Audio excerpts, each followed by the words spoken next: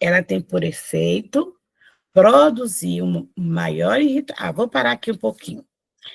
Sabe que, desse modo, a vingança não alcança seu objetivo. Então, a gente sabe que a morte apenas nos livra da presença material dos nossos inimigos, não é isso?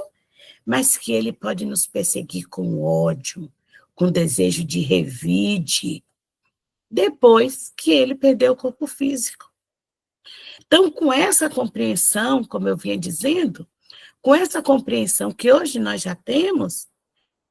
temos esse compromisso maior de amar, de buscar tolerar, compreender e trabalhar um sentimento melhorado com esse nosso irmão.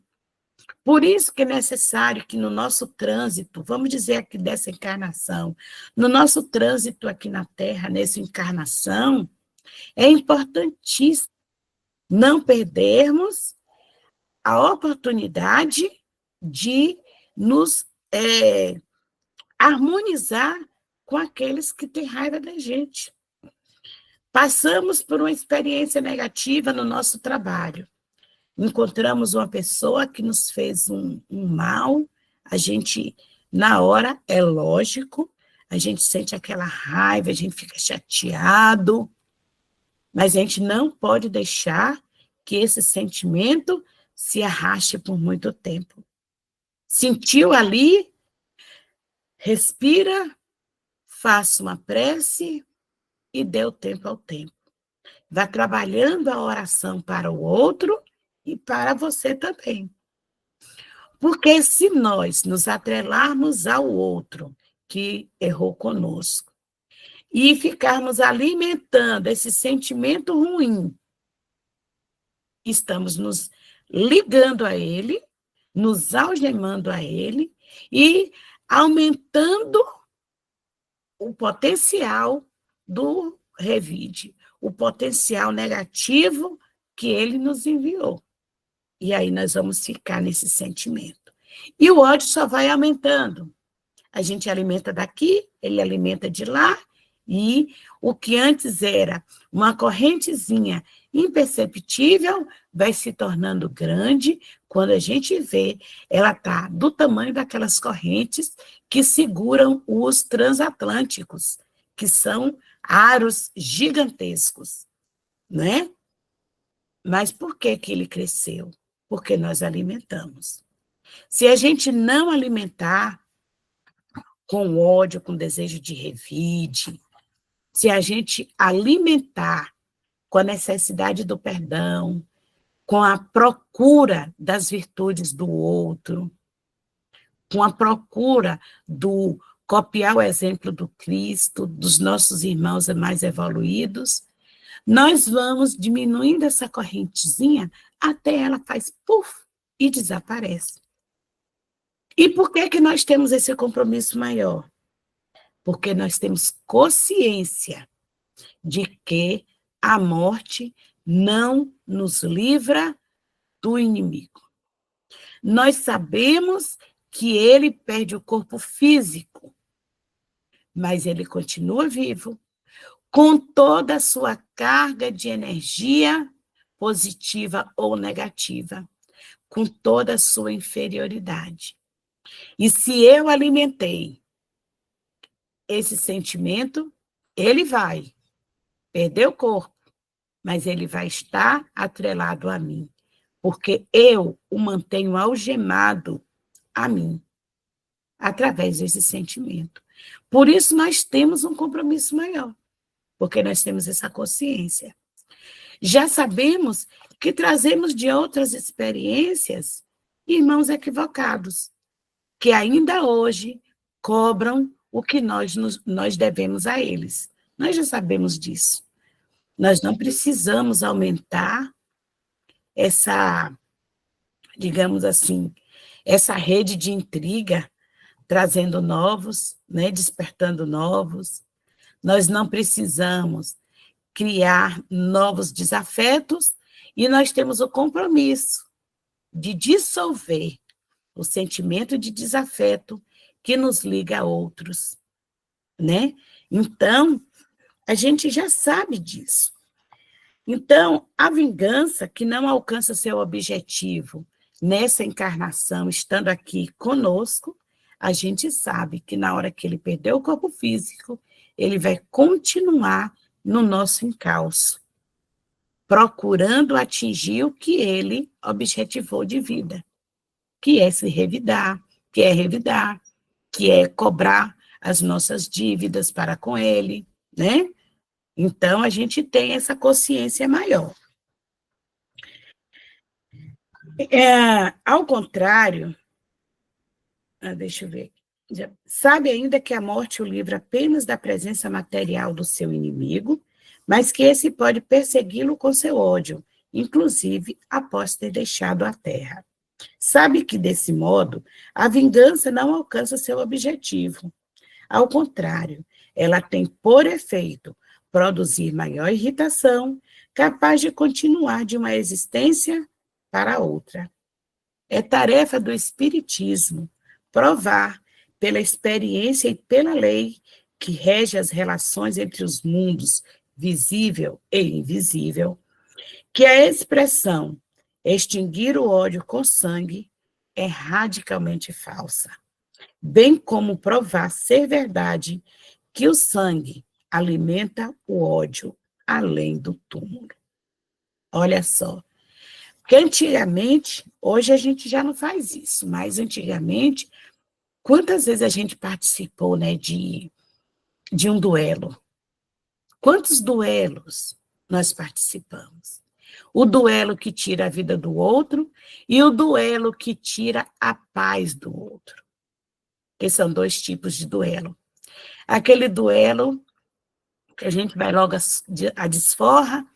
Antigamente, a gente pegava a nossa luvinha, tirava, dava na cara do outro, desafiando ele para uma empreitada de vida ou morte através da arma, né? E a gente odiava com gosto, ia lá, treinava muito, principalmente se a gente soubesse que a gente era bom naquilo. Aí a gente desafiava, porque a gente tinha certeza de que ia vencer o outro. E aí a gente fazia o quê? Eliminava o corpo físico.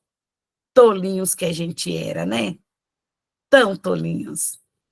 Eliminava o corpo, mas não eliminava o ódio. Pelo contrário, botava mais sal na ferida, e aí o que era um pouco possível de estancar, a gente abria vazão maior, né? Hoje a gente sabe disso. Hoje a gente tem consciência disso. Hoje o duelo não é mais o duelo de armas. O duelo hoje é de quem é melhor, quem é maior, quem tem mais, quem pode mais, não é? Se a gente odeia uma pessoa, aí a gente faz questão de se mostrar mais bonito, de se mostrar mais talentoso, com maiores poderes, né? Se a gente tiver condição, a gente pisa cada vez mais. O duelo se transformou. Mas a gente sabe, a gente tem consciência. No passado, nós já erramos demais. Quantas e quantas vezes, em nome da nossa honra, nós fomos lá e tiramos a vida de um outro. E aí ele foi para o plano espiritual. E ele levou o ódio junto com ele. E aí a tarefa é maior. Então, hoje, com essa consciência, a gente sabe que extinguir o ódio com sangue é uma inverdade. Extinguir o ódio com a morte do outro não é verdade, né? A gente tem plena consciência disso. Porque os espíritos vêm sempre nos alertando para trabalharmos o perdão. Porque amai os vossos inimigos, para que a gente consiga transitar no nosso processo de evolução mais livre. Nós somos escravizados pelos nossos próprios erros. Nós somos aquele escravo, não sei se vocês já assistiram filme, que tem aquelas pessoas que são aprisionadas, escravizadas, e aos pés deles são atados nas correntes com as bolas de ferro deste tamanho, né? Para que ele não pudesse fugir.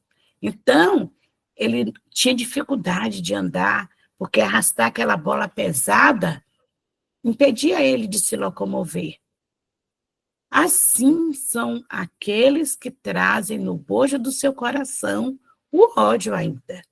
A vontade de ir é desforra. A gente já traz a nossa bola de ferro de outras encarnações. Ela já nos atrasa. Ela já não é tão grande, porque a gente já abriu os olhos. A gente já consegue amar alguns, porque muitos dos nossos antigos desafetos vieram como nossos filhos, como nosso marido, como nossa mãe. E a gente vai aprender a amar, e a gente aprende a amar mesmo, a gente ama. E Deus é tão misericordioso e tão sábio que ele faz isso. Ele traz aquele inimigo e bota nos nossos braços como uma criancinha pura, como uma criancinha inocente, e a gente se derrama de amor por ele. E o amor dissolve todo e qualquer sentimento negativo. Por isso que vem como filho, os mais difíceis, para a gente amar. E é por causa da misericórdia divina que a gente já tem hoje a nossa bola de ferro, não grande assim, mas um pouco menor. Porque muitas vezes recebemos, né, os nossos desafetos como filhos, e aqueles mais difíceis a gente recebe como neto. Né, dona Vânia? Não é, Zéza? Porque neto a gente ama 2 vezes mais. Né? E bisneto mais ainda. Mais ainda. E é isso, minhas irmãs. É assim que o Pai vai trabalhando em nós. Então, a gente recebe eles para que a gente aprenda a amar, para a gente ir dissolvendo com o amor esse sentimento ruim. E a gente volta para o plano espiritual, depois de ser vó, bisavó, mais leve, porque a gente volta com mais amor. Por isso que a gente tem que trabalhar hoje. Temos que trabalhar hoje, pensando no nosso amanhã. Eu trabalho hoje, tolerando, sendo indulgente com os defeitos alheios, né? É o que Jesus nos recomenda. Eu estou lendo o livro Paulo e Estevão de novo, e eu tenho me maravilhado novamente com esse livro. De novo, estou maravilhada. O poder do amor é uma coisa incrível. Veja como o amor vai trabalhando no coração de Paulo, dissolvendo as algemas, para, no momento certo, ter condição de romper essas algemas que o prende ao passado delituoso, ao presente delituoso, e ele se entrega a Jesus com a alma pura, sequiosa, vontade de transformação. Esse livro é fantástico, né? E a primeira lição, e com relação a essa leitura do nosso evangelho de hoje, que ela me despertou, é essa consciência cada vez maior de que o amor dissolve todo e qualquer sentimento negativo. E aí traz uma compreensão maior da vida. Aquele filhozinho mais difícil, derrame amor, derrame compreensão, derrame tolerância, seja indulgente com ele, porque ele ainda não tem o que você tem. Ele ainda está aprendendo a ter, a construir e a ser. Assim como nós aprendemos com os nossos pais, com os espíritos superiores, com o Mestre Jesus. Então, o sangue não lava o ódio, o sangue não extingue os nossos desafetos, né? A gente tem essa consciência. Vamos lá. O Espiritismo apresenta, por consequência, uma efetiva razão de ser a utilidade prática ao perdão. E a sublime máxima do Cristo: amai vossos inimigos. Nenhum coração há tão perverso que seja insensível ao bom proceder, mesmo sem o querer. As boas condutas impedem, ao menos, todo pretexto às represálias, e de um inimigo é possível fazer um amigo, antes e depois da sua morte. Pelas más condutas, irrita-se o inimigo, que então se converte em instrumento para que a justiça de Deus imponha a expiação a quem não perdoou. Olha que lindo. E aí a gente recorre àquela história de Divaldo que a gente já sabe, já ouviu milhares de vezes, né? A perseguição que ele sofria do irmão que se mostrava com uma máscara de ferro, que o acompanhava, o cobrava o tempo inteiro. Mas Divaldo permaneceu fiel e firme a seu propósito de trabalhar para o Cristo, de acolher, de amparar, de socorrer, de amar a humanidade, né? E quando ele não podia mais, dentro da casa, lá da Mansão do Caminho, recolher mais crianças, porque já não tinha mais condição, eis que ele recebe, né? Acha-se na lata do lixo, aquele espírito, aquele bebê disforme, feio, né? Mas abandonado. E ele, com o seu propósito de amor, ele recolhe aquele ser.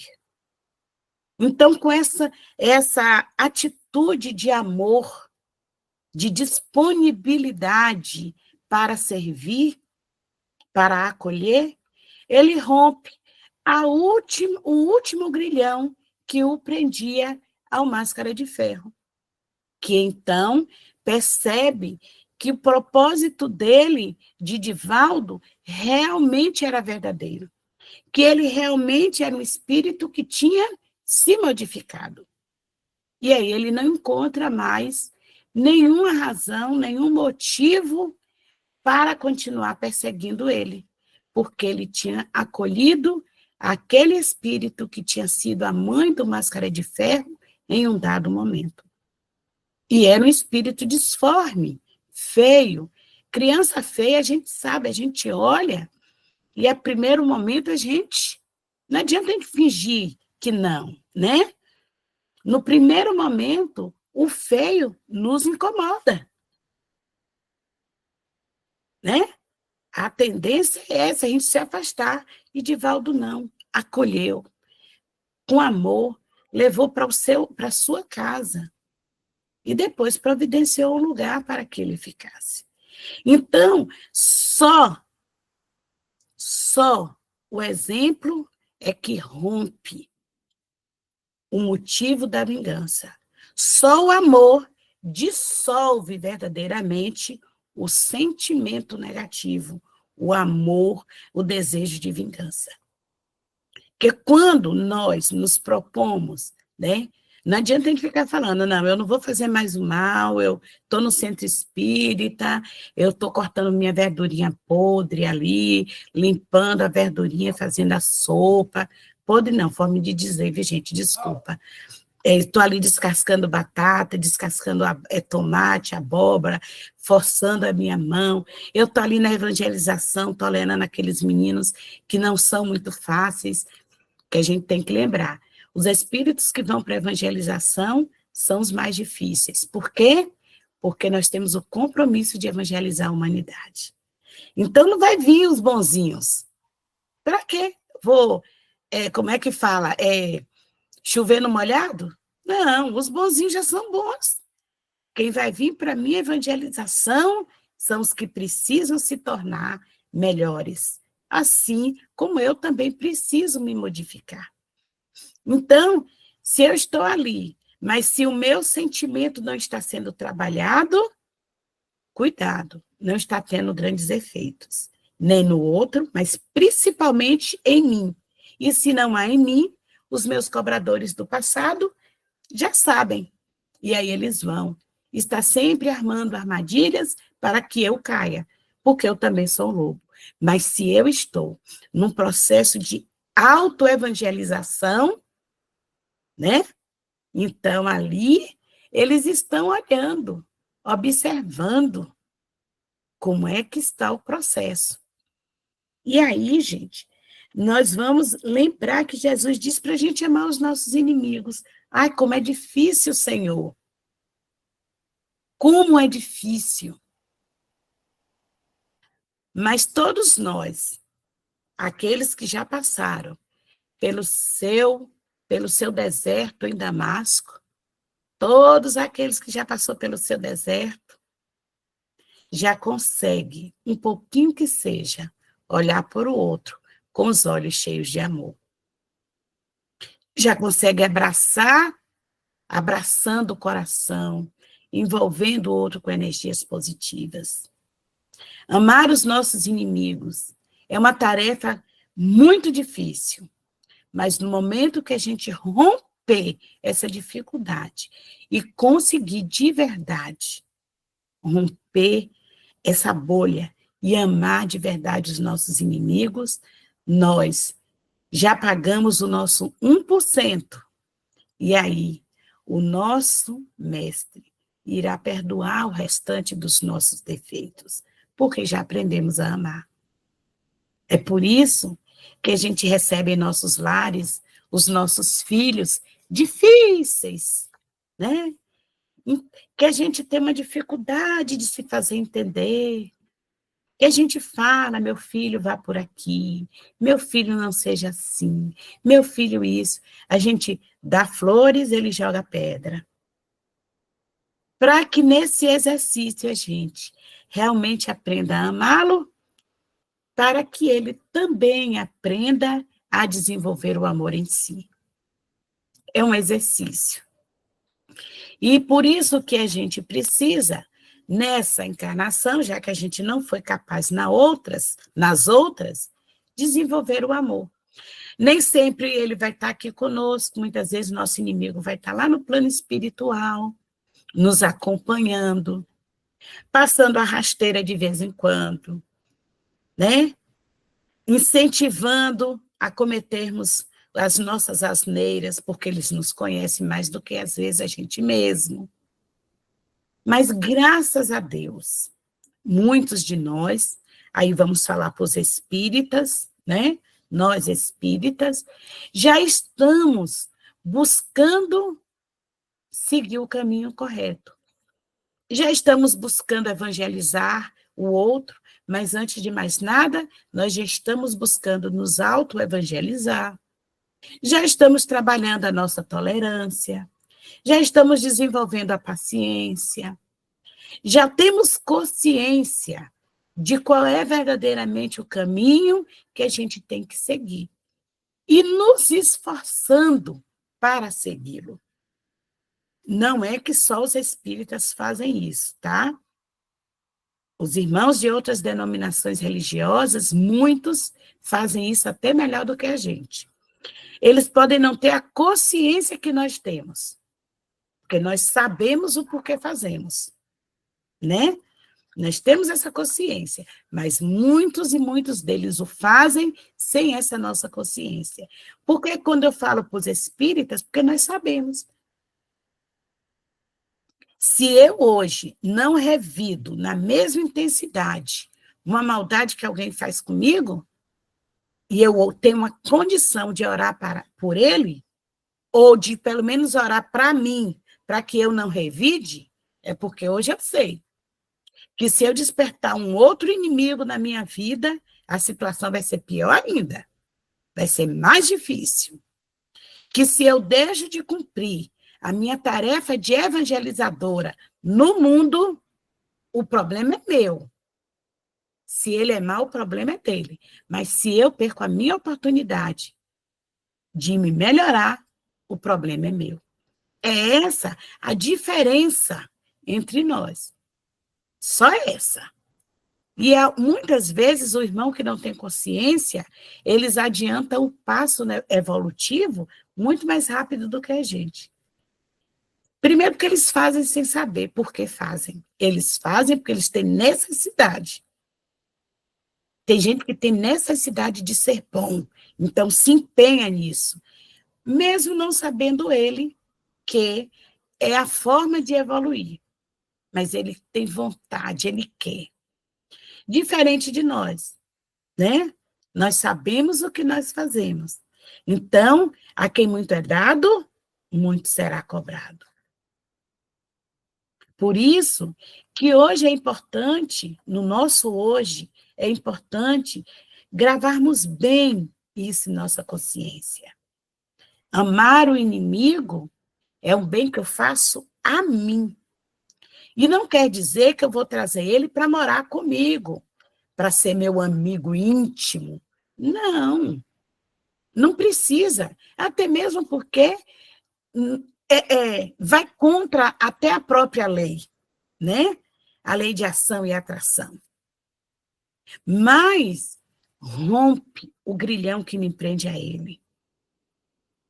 Faz em mim muito bem saber que eu já tenho a condição de amar alguém que não me ama.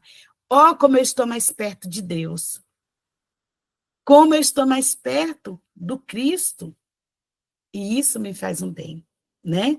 Então, hoje, a importância de gravarmos e de trabalharmos todos os dias esse nosso desenvolvimento do amor, de amar os nossos inimigos, de não perder a oportunidade de nos harmonizarmos com aqueles que participou da nossa queda, porque hoje eu sei, Senhor, hoje eu sei que eu preciso fazer com que isso se transforme para eu me sentir melhor diante de vós. É uma necessidade minha.